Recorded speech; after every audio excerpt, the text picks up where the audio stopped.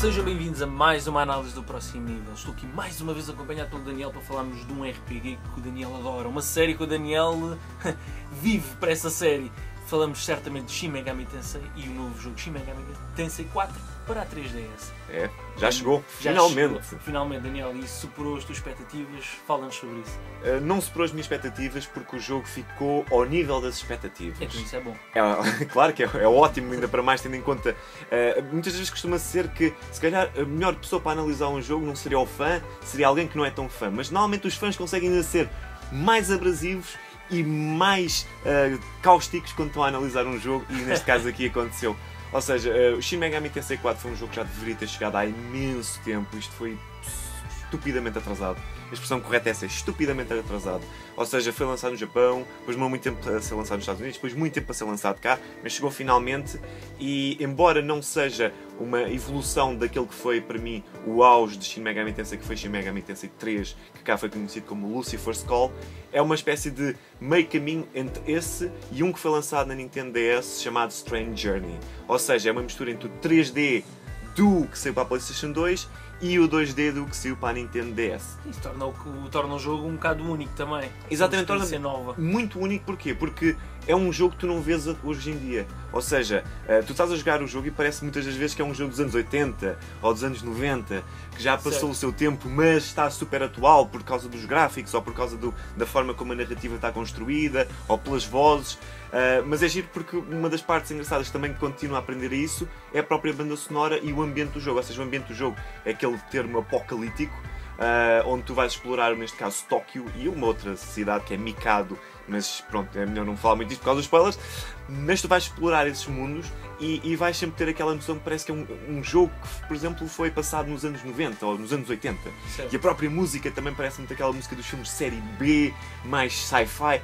Ou seja, tu estás sempre a ser absorvido e estás mesmo a entrar dentro daquele ambiente. Porque à medida que tu vais entrando e vais notando que o jogo é estupidamente difícil e é muito, muito complicado tu ao início habituar-te ao jogo, porque qualquer encontro que tenhas contra um inimigo varrem logo a tua equipa toda. À medida que vais ganhando prazer a jogar o jogo assim que encaixa são horas e horas e horas e horas e horas seguidas em que tu nem dás por o tempo a passar. Certo, e tu, como estavas a falar da apresentação da banda sonora, o que é que achaste da apresentação visual, neste caso, da direção artística que eles tomaram? A direção artística é fantástica, mas a nível gráfico existem algumas discrepâncias. Ou seja, a nível dos modelos 2D, sejam coisas desenhadas, estão muito boas. O visual de Shin Megami Tensei é o mesmo de Persona, para quem não sabe, e o único problema aqui é quando tu vês, por exemplo, um visual em 2D feito com pixels. Ou seja, tu andas muito pelo mapa mundo e por aí afora, ou pelas zonas das cidades em 3D, mas, por exemplo, se entras numa sala, vês os personagens na primeira pessoa e às vezes aqueles sprites não são lá grande coisa e parecem um bocado esborratados.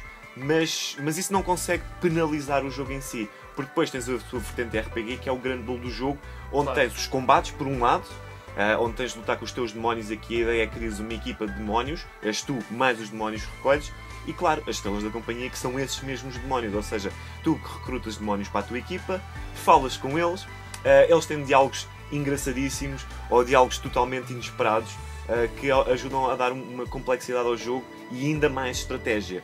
Porque depois esses demónios têm as suas fraquezas e vantagens, um bocadinho ao estilo Pokémon, que depois podes aplicar nos combates com o sistema Press. Ou seja, cada vez que tu exploras a fraqueza ou o inimigo explora as tuas fraquezas, ganham mais turnos. Sim. E então aumenta bastante a estratégia. Mas só depois podes fundir esses demónios para criar demónios ainda mais fortes e sentir-te ainda mais poderoso. E é isso que o jogo consegue fazer muito bem, é conseguir evoluir à medida que nós vamos jogando e vai conseguindo prender-nos cada vez mais. Certo, isto parece um jogo com bastante profundidade, Daniel. Para quem que achas que este jogo é direcionado?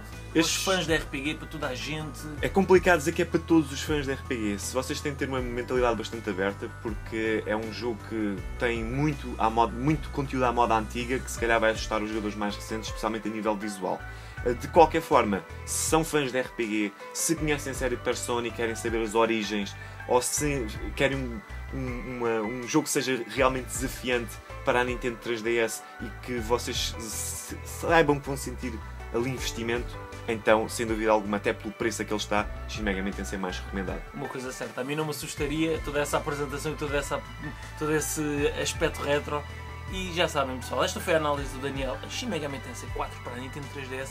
Para mais informações sobre videojogos, anime, trading card game e cinema, visitem desenho proximnível.pt.